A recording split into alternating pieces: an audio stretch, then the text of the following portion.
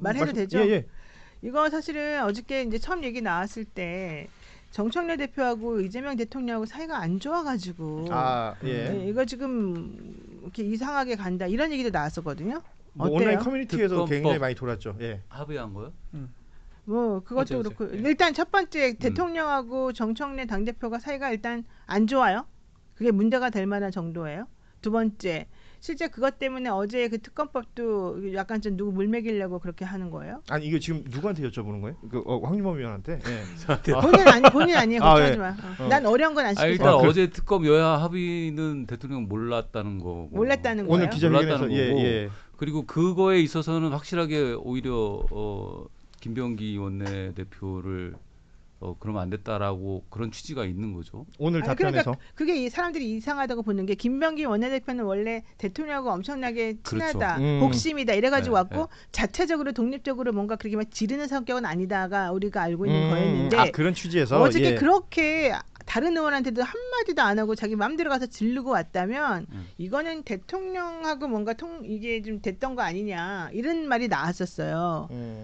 아니 근데 제가 노 변호사 말씀을 수정을 드려야 되는 게 원내대표가 독단적으로 가서 합의 보고 이런 거 없어요. 정당에. 그러니까 바로 내 정당에 그거예요. 그러면 아니 대통령 말을 듣는 게 아니라 원내대표는 당 대표 말 들어야 돼요. 최고위원회 멤버 중에 한 명인 거고. 그러니까 최고위에서의 어떤 의결 과정이나 토론 과정이 분명히 있었을 것인데 우리가 당내 서열을 이야기할 때 당 대표는 아버지고 뭐 원내대표는 어머니다 이렇게 이야기하는데 그 막 아니에요. 아하, 예. 아버지 어머니 아니야. 격이 엄청나게 차이 나는 거예요. 네. 원내대표는 대표의 지시를 받게 돼 있어요. 아니, 대표의 그래서- 지시를 받아들이지 않으면은 업무 못 보는 상황이에요. 그래서 그렇다면 정청래 의원이 이 판을 만든 것이냐 어제 이 분위기도 모르고 자기를 죽었어야 된다고 생각하는 송원석의 말을 듣고도 나는 그게 좀 하나도 안 맞는 것 같더라고요. 네, 정청래 대표 오늘 매끄럽지 못한 부분에 대해서 사과의 메시지를 낸 부분도 있었습니다. 잘하시네요. 그렇게 하시는 조합해보면 그 말씀대로 그 원내대표하고 정청래 대표는 어느 정도는 얘기가 된 거죠, 당연히. 된 하에서 그렇죠. 이제 협의가 됐다고 봐야 진행된 되는 거고. 거죠. 리미트를 정확하게 정하지 그런 것 못했어. 같고 제가 예측할 때. 그게 사실은 용산 대통령실도 뭐 전혀 모르게 그렇게 진행됐다고 봐야 되는지 최소한 내가 대통령한테 듣기로는- 직접 보고가 최종적으로 안 됐을 수는 있겠지만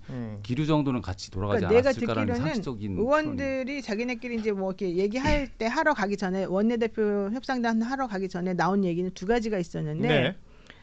이거 말해도 되나? 저기 국수본이 지휘하는 거 있잖아요. 특검법에 국수본이 지휘하도록 하는 그 부분 수사 관련해서 예. 그건 빼달라 그랬대요. 수사위원회. 그거를 빼달라 그랬대요. 국민의힘 쪽에서.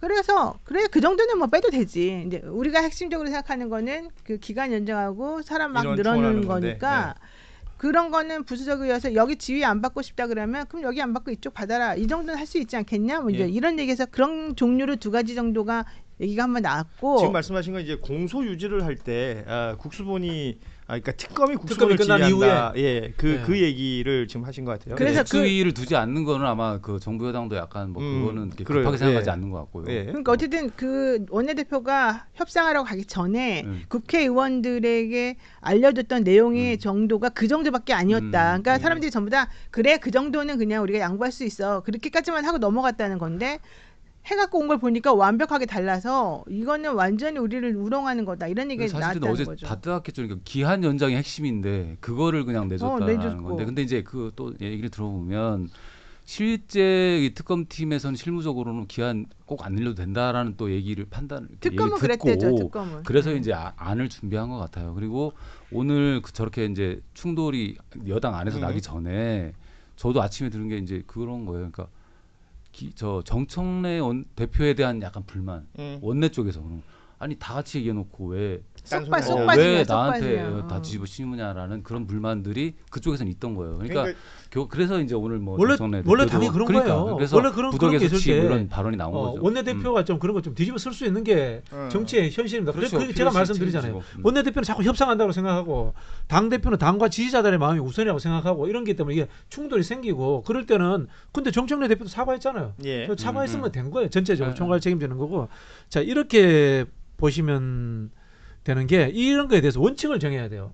저는 이재명 대통령처럼 오픈해서 토론하는 문화가 이번에 부족했다고 봐요. 이게 별로 큰 마찰 아니거든. 예. 쉽게 말하면 이게 첫 번째 우리 국민들은 특검이 연장되기를 바라는가 안 바라는가 이걸 봐야 돼요. 두 번째는 전문가 의견이잖아. 여기 전문가는 누구야? 특검이야. 특검한테 물어봐야지. 예. 너네 연장했으면 해야 되겠어? 안 해도 되겠어? 물어봐. 이 의견이 우선적으로 갖고 원칙을 정한 다음에 세 번째 협상 파트너인 국민의힘을 만나고 이렇게 가야 되는 기준을 정해서 해야 되는데 제가 봤을 때는 그런 부분들에 어느 것에 더 방점을 줄 것인가를 정하지 않고 협상에 들어갔던 것 같아요. 확실한 건 그러니까 최고위원회 과정에서 거기는 당 대표도 있고 원내 대표도 있는 최고위원회 과정에서의 진행됐던 토론의 내용들이 명확하진 않았던 것 같아요. 그렇죠. 그러다 보니까 제추론이에요. 예, 협상을 하러 갔던 원내대표는 여기까지라고 생각했던 것 같고, 그리고 이 당원들이나 지지자들이 생각했던 건 또 여기까지인 거라고 생각했고, 당대표는 협상하고 나와서 보니까 이건 내 생각이랑 다른데? 라는 얘기들이 이렇게 서로서로 노출되면서 이게 마치 뭐 엄청난 삐걱거림으로 보여졌던 것이 아닌가. 근데 그 말이 맞다면 저는 김병기 원내대표가 협상력이 너무 떨어진다. 오히려 그 말이 맞다 그러면 실질적으로 이 생각을 하고 가는 게 있더라도 이 판에 들어가가지고 저 사람하고 얘기하면서 나오는 것들이 있거든요. 예. 근데 실제 이 협상력이 좋고 이 큰 그림을 그리고 나중에 이쪽이 문제가 안 생기고 국민들 혹은 자기네들을 정말 지지하는 당원들을 좀 더 존중하고 생각하는 사람 쪽이라면 예. 분위기가 이게 아니나 그러면은 이걸 어떻게 해야 되지? 내가 너무 이 사람들하고 협상을 못하겠다. 그러면 일단 그냥 중단시켜버려. 꼭 그날 해야 되는 게 아니니까. 그렇지 않고 뭔가 이 사람들의 얘기를 지금 들어보니까 이렇게 해주면은 우리도 좋고 쟤도 좋을 것 같아. 이러면 그때 협상할 수 있는 거거든요. 근데 나는 김병기 원내대표가 참 좋은 사람이고 착한 사람인 건 제가 충분히 이해는 하는데 예.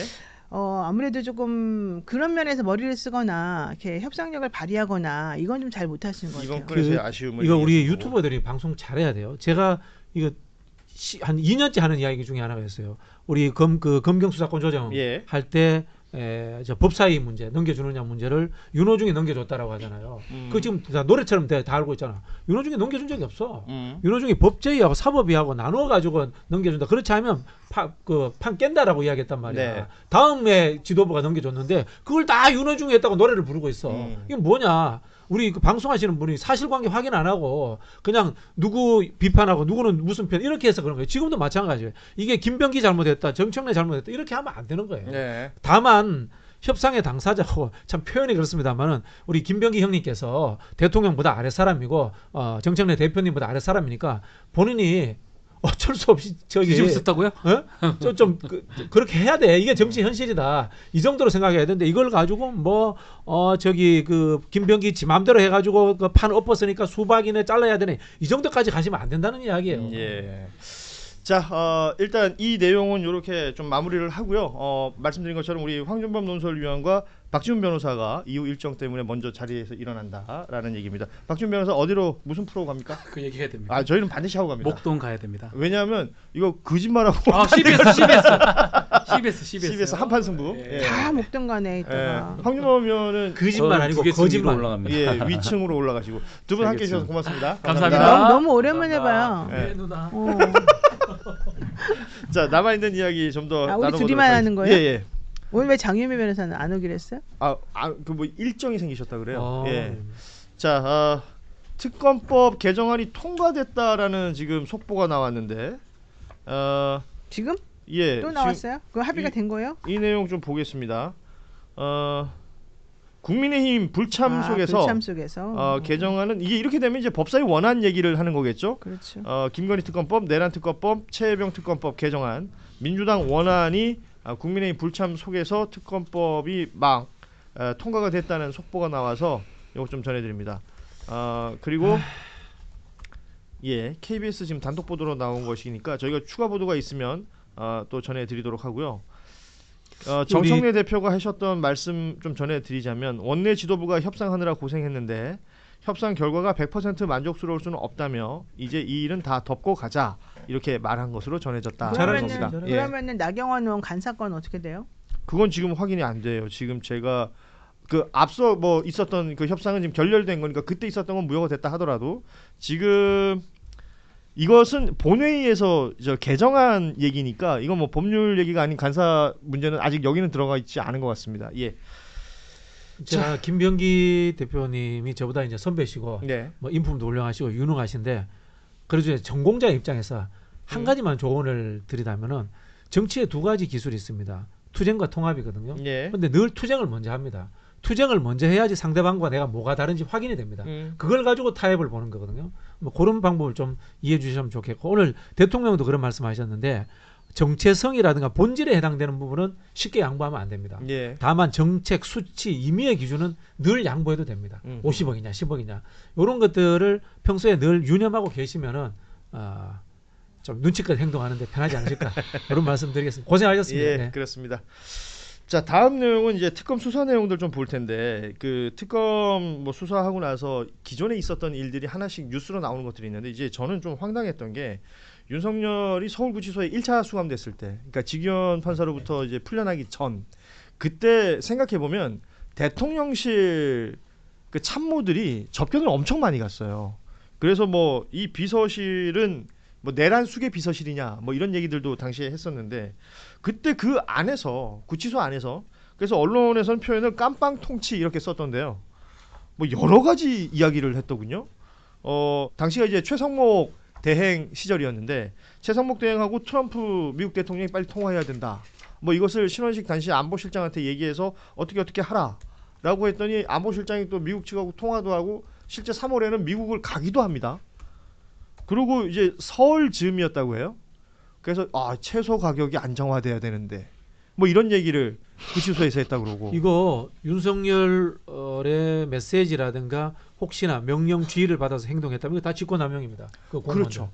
노무현 대통령이나 박근혜 대통령이 탄핵 상태에 있었습니다. 직무정지 상태에서 예. 있었을 때 어떤 비서 최소한의 그 뭐랍니까 생활상의 편의를 제공하는 보좌진들 외에는 가서 업무 보고도 안 했습니다. 예. 업무 보고도 안 했는데 지금 이렇게 일이 진행됐다면 일을 한 사람들 제가 보기에는 이게 직권남용의 혐의겠다고. 심지어 빵에 있잖아요. 그러니까요.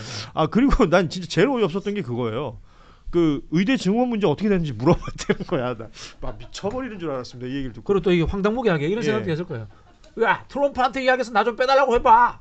이런 이야기 하고도 남을 인간들이야 이거. 지금 이 뉴스는 그 소위 말하는 그 극우 세력들한테 어떻게 전파될까 이런 생각도 전 들어요. 나는 계속 기억나는 게 토리 사진 봤다는 게 더 웃기던데요. 아니 그러니까 그 자기네 집에 그 핸드폰 반입하면 안 되는데 그 어려운 핸드폰을 반입시켜 놓고 자기 와이프나 엄마나 이런 사람들을 보는 게 아니라 자기네 집 강아지 얼굴 보고서 예. 행복했다는 거잖아요.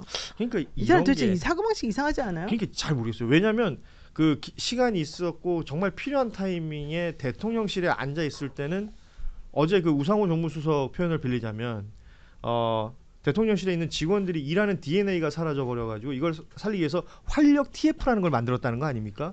그만큼 일을 안 하고 매번 술에 취해서 실려갔던 적이 비일비재했다라는 사람이 오히려 구치소 안에 들어가서는 현안들을 챙기고 있었다는 겁니다. 이게 일단 이해가 안 되는 것이고 또 하나는 심심하거든 술도 안 주고. 2월 15일에 광주에서 그 세이브 코리아 소년보 목사 측 그쪽 사람들이 탄핵 반대 집회를 했다는데 그 얘기를 들으면서 그렇게 기뻐했대요. 광주에서도요? 이러면서 기분 좋아했다는 거예요. 도대체 무슨 정서인지 이해가 안 됩니다. 저는. 뭐 정서가 어디 있어요? 그냥 대통령이라든가 고위공직자는 해서도 안 될 그 이상한 그 자기 과대망상에 빠진 사람이 그 자리에 앉아가지고 왕놀이 한 거죠. 그냥. 과대망상 왕놀이. 예. 그러니까 참 이해하기 힘든 거예요. 사실은 이런 사람은 고위검사도 해서는 안 되는 사람이에요. 우리나라 그 공직자들 인사 진급 시스템에 문제가 있다 이렇게 봐줘요. 저는. 아니 이 사람은 그 바깥에 나와서 자기가 정말 그 일을 해야 될 때는 안 하고 술만 먹고 돌아다니고 그러니까요. 놀았다며 감옥에 들어가 있을 때는 왜 자기가 엄청나게 일을 열심히 한 사람인 것처럼 이런 짓을 하냐고. 아니 그리고 나는 이게 다 너무 웃긴 게 아까 의대 정원도 누가 그 2,000명 만들어가지고 이 혼란을 만들었습니까? 그 생각도 드는데 설 연휴 앞두고 채소값 걱정했다는데 우리 다 알고 있는 그 대파 논란을 누가 만든 겁니까? 정말 이해하기 힘들어요. 아니 그리고 또 실제로 그 김건희 씨 그 부인이 또 직보를 받았대잖아요. 그렇습니다. 건건이 관련해가지고 그래서 제가 해결책도 내주고 예. 도와주고 그럼 도대체 남편하고 부인의 역할이 정확히 뭐였나? 천상의 바퀴벌레다.